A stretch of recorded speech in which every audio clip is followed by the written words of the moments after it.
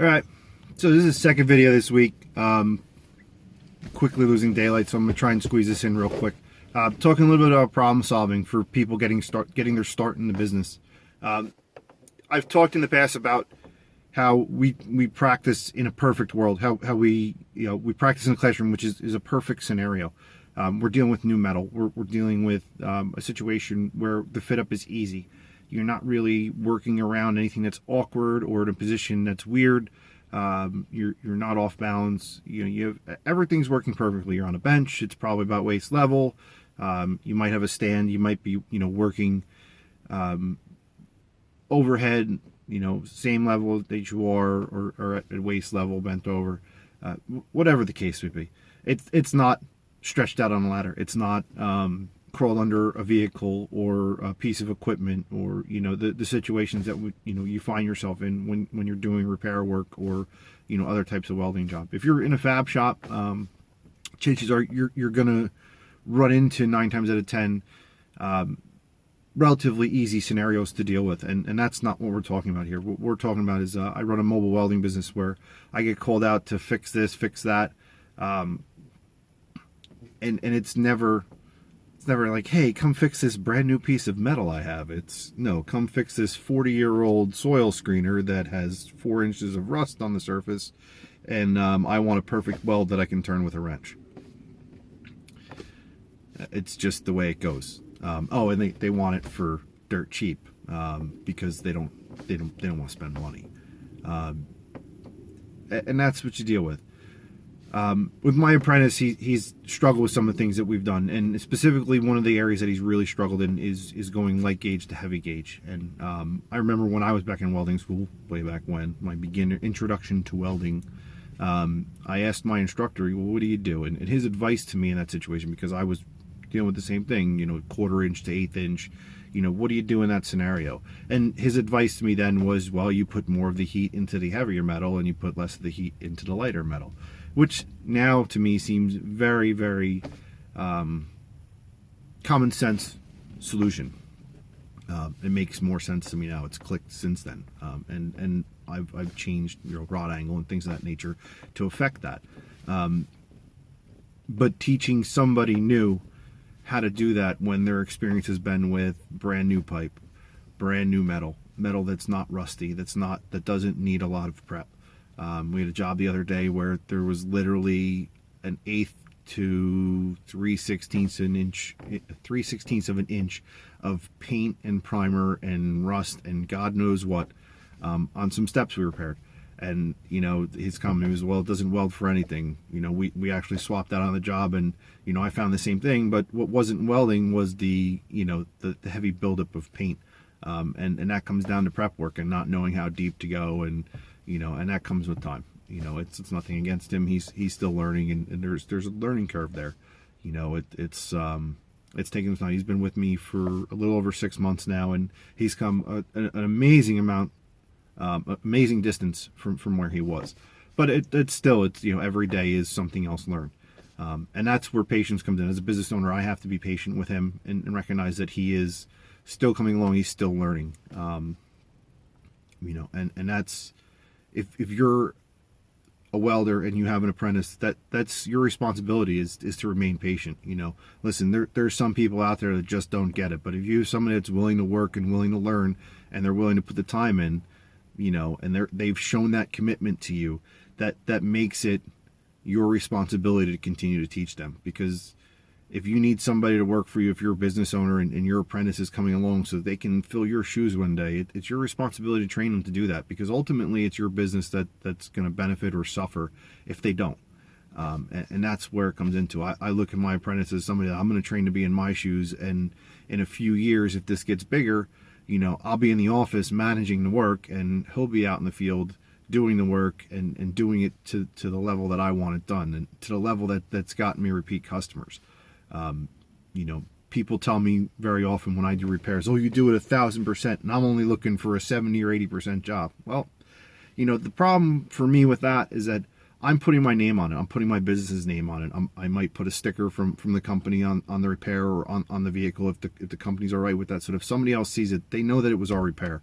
You see them on a lot of times on utility bodies. They'll have a sticker right behind the door, right over my shoulder here, or on flatbeds, it'll be right in the bulkhead. Whatever the case, people usually put their calling card out there because, they want people to look at their work so they can possibly get more work. And that's the philosophy. If I put a meatball weld on something, other than some crappy old equipment that's being run into the ground and has 2 weeks to live, I want it to come out looking good. I want to be able, people to sell that. And that's something I'm trying to teach my apprentice. So how do I get him up to speed? What are the things that I've done with him to help him come along? Or what are things that apprentices or people that are getting into welding can do to further polish their skills? I've said it before, get on YouTube. Get on YouTube and look for all the things you struggle with. Making bends in plate, fabrication items.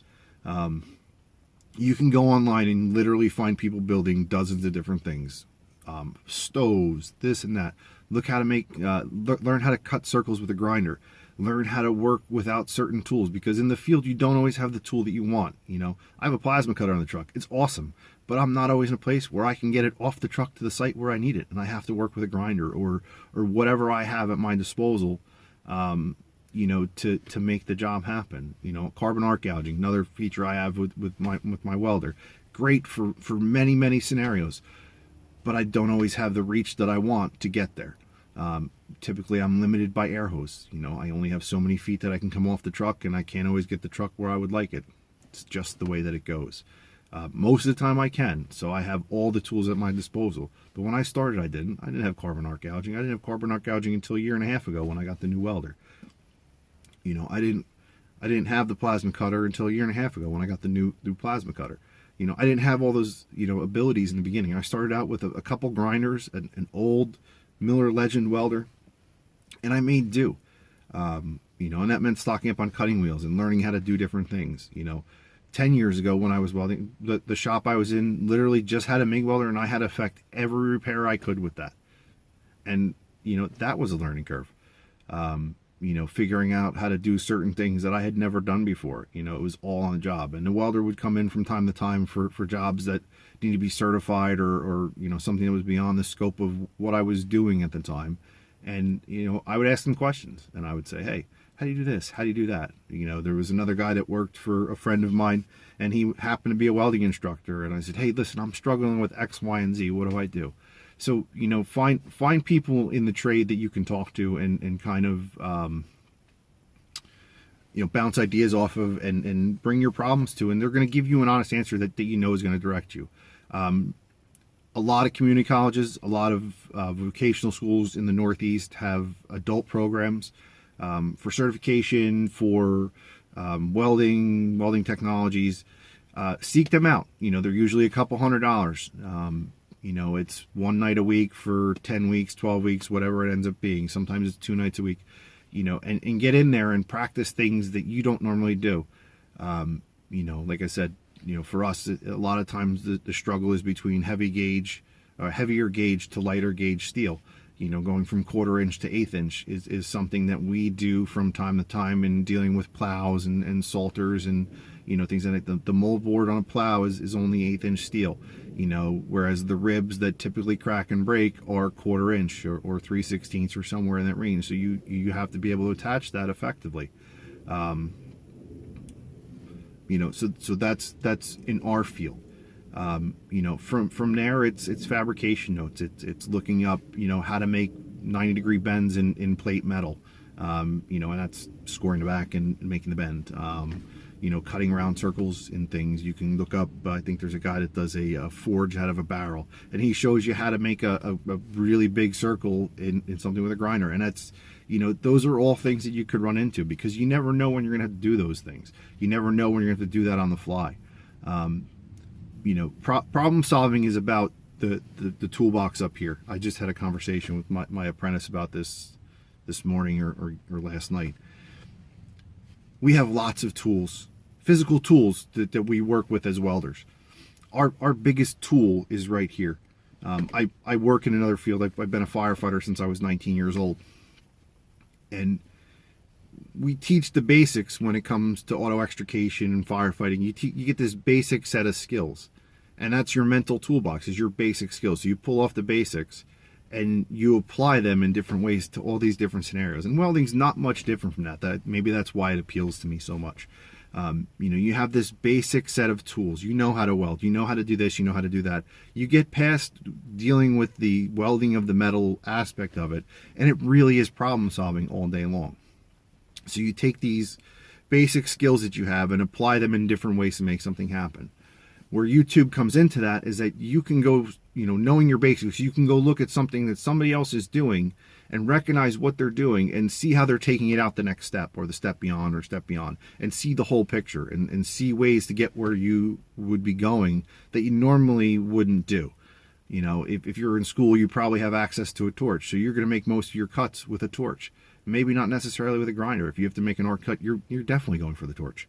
But if you don't have a torch on a job, or you're out of gas, or you run out of gas on a job, the job's got to get done. You can't say, hey, wait, I got to go get more gas. I'll be back tomorrow, because you're not going to get paid on that job. Now you're working 2 days on what should have been a one-day job, unless it isn't. So again, all things to consider. Keep that mental toolbox up here and watch what other people are doing and say, you know what, that's a good trick, that's a good technique, or I've seen them do this, or I saw how they made multiple cuts to create the radius. Those are all important problem solving, items.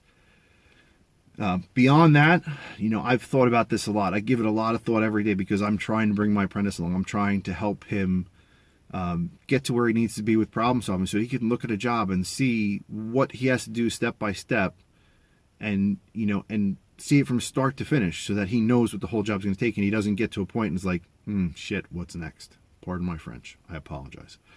What's my next step? Because sometimes that's where we get hung up, or to overthink the job so far that he spins his wheels for the first part of the day because he can't get his head around what the repair entails. It's looking for those easy ways to get the job done and saying, what's the minimum number of steps I can do to get this done effectively. And that's very, very tough to develop. I'm sitting here with, God, probably close to 20 years of problem solving, from driving tow trucks to being a public works public works division of public works employee, working in water lines, sewer lines, auto mechanics, doing basically everything. I have a lot of problem solving from that, where I've run into problems that I hadn't necessarily seen before and had to come up with a solution. So I'm fortunate in that. Expose yourself to situations like that and force yourself to find the remedy. Get out of your comfort zone, because everybody seems to want to stay in this comfort zone, and they're hesitant to mess something up. I almost dropped the F-bomb. They're hesitant to mess something up. Mistakes are going to happen, accept they're going to happen. But know that when you make a mistake, you have to make it right. Know that if you break something, because there's jobs, I'll do jobs and I'll get to the point and be like, man, if I mess this up, I'm sunk. There's no way for me to do this. And I'll take a minute and I'll say, all right, how do I do what I'm going to do without messing this up? And I might break something else to get to that. Because I know I can't replace that one part. I know I can't, if it's a turn part or a bearing or something with, a seal on it, that I'll avoid that, and I'll find ways to be destructive somewhere else to get to affect what I'm looking to affect. Or because I know that if I do mess it up, I can fix it with a welder or with the skills that I have. So that's part of it, is working out of your comfort zone, but keeping the comfort zone close. And I know that may or may not make sense to some of you, but you got to push yourself beyond where you are, where you're comfortable, because inevitably you're going to screw something up. But knowing that, all right, if I screw this up, I can do this, and this to fix it, helps you push the envelope when you haven't done something before. Listen, I've been welding for I don't even know, since 2005. And I've run in situations where I hadn't welded something before. When I started, my welds looked like boogers, because the hammered, dog, is probably not, YouTube friendly, but they were awful. They were bubbly. They were not good. They were like the memes. Everybody has that guy that, everybody has a buddy who's a fabricator. And that's what it was, because I was starting out, because I didn't know any better, because I was still learning a machine, because I hadn't had formal training. And I made a lot of mistakes before I got it right. But I was a government worker, and, at the time, I was the only person that could do anything that resembled a weld, unless they brought in an outside contractor, and they weren't going to do that. And usually my welds weren't pretty, but they held, which was good for me. And then they got better and better and better and better.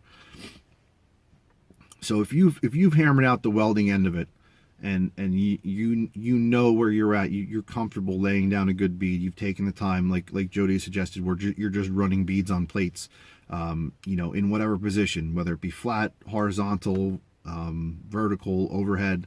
If you're comfortable running your beads in each of those plates, and you can run them consistently straight, then you can progress. You can do both at the same time. You can be working, do your hood time for 2 or 3 hours, and then spend some time looking at how things are repaired. Look at how things are put together.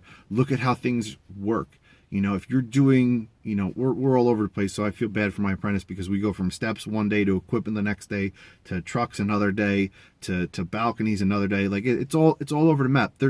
Every week there's like 9 different jobs, and it never makes, there's no rhyme or reason to it. So you go from one extreme to other, or one aspect of welding to another, or one type of metal to another, and that's just the nature of our business.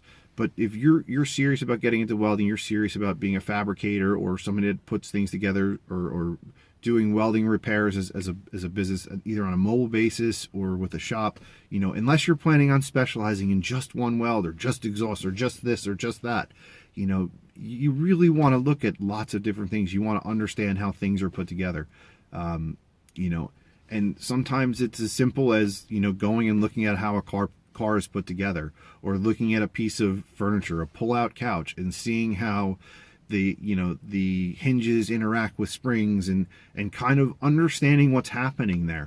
Look, how it's made on TV. Like, it's funny to say, you see how these things are made, but you're also seeing how they're put together, and how one thing works with the other in some cases, on the more advanced ones. Seeing how they coil a spring isn't really helpful, but seeing how a suspension in a car works, or how things move and interact in relation to geometry. That's all important to know, because you're not always going to be moving on something that's working on something that's stationary. You're going to be working on something that's moving, and has to pivot or rotate, or whatever the case.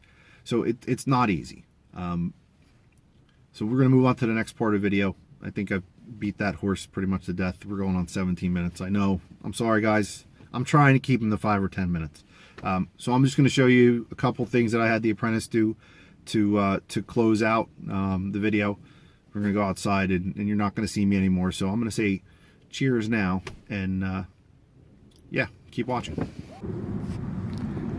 So a couple things that I've had my apprentice do to help him come along and practice working on projects from start to finish is, we had a bunch of old I-beam laying around, and we had a need for some tables.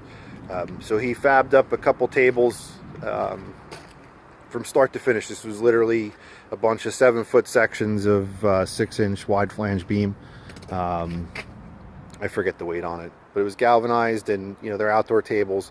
And he did one table with 6 legs, he did one table with 4 legs, and we talked about the importance that with 6 legs, obviously everything's got to be dead nuts on, because if the center legs are off, you can end up as a teeter-tot. The ground here isn't very level, that's why it's shimmed up on the bottom.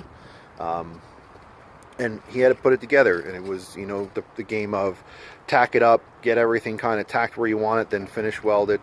As far as the lower frame went, and then the upper frame was to work with getting a consistent gap and a level surface on the top. And all in all, he did a great job. It's very, very good for somebody who's in their first year of an apprenticeship. I'm very happy with how it turned out, and he learned a lot from it. And it's just problem solving and figuring out how to get your spaces the same, and making sure that things don't shift as you're starting to weld, and concepts that move all over, so that as a weld, as you tack up, to make sure that your distances and gaps are consistent. And you can see this table turned out pretty well. This one was a little bit wider than the other one, so that we can get the forks of a forklift on whatever's on this table. Another project that I had him work on was this old Warren Salter that I'm getting rid of. It's actually our scrap bin right now. It's going to go to the yard. But this was his practice of making welds on light gauge, and you know, we talked about after the fact that the welds need to be thinner than that, and then you can run just a stringer. But it was just a game of, hey, listen, you know, welded together, it's light gauge, don't push through, it's a little bit tough to work with. And we talked about electrode choice and the options that are out there. Another thing he did was he put these heavy D-rings on. He fabbed them up. I had them laying around, and he made the plates for them to go on, and he practiced putting them on so that if this were an actual salter going into use, that it would be welded up. And it was a matter of, you know, practicing putting something heavy on something light. You know, going back to the structural element where you can lift from, that you're going to capture the entire load and work through those items. A couple welders in the background. I'm a Miller Legend junkie. I've bought two of these in the last week for parts for my Legend that I absolutely love because it was my first welder. But the same thing over here.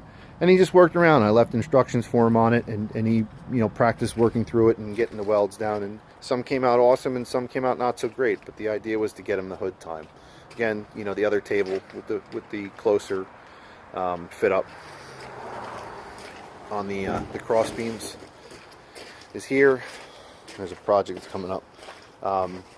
You know, and again, more light gauge stuff. He put these. Put about half of these together in the beginning. This was a project for a customer that never came through, and have turned into storage racks now.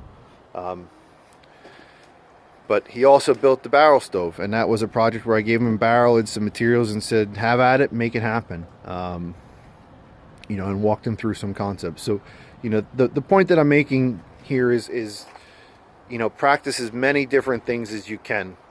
You know, find a project and just work it through. You know, you have a welder, you have some time, put it together and make some stuff happen. You know, work through the problems, find problems, take yourself out of your comfort zone, and push on to the area where you're not comfortable, and get yourself working in the area until you are comfortable. You know, you'll ultimately want to do something to the point that you're completely comfortable with it, and then you can move on from there. That's about all I got for now. So cheers.